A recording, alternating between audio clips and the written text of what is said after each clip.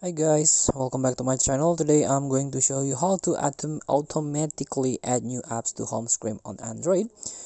So it's very easy to do. Let's start.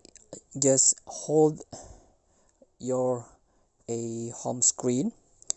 So this will pop up like icon, wallpaper, widget here. You can custom your icon here, and also the layout, the transition, the widget. Just tap more here. So in this page, this is the home screen and lock screen page.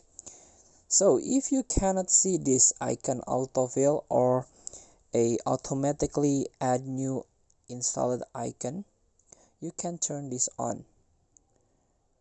So if you cannot see this option, it means this when you installed application automatically add into your home screen.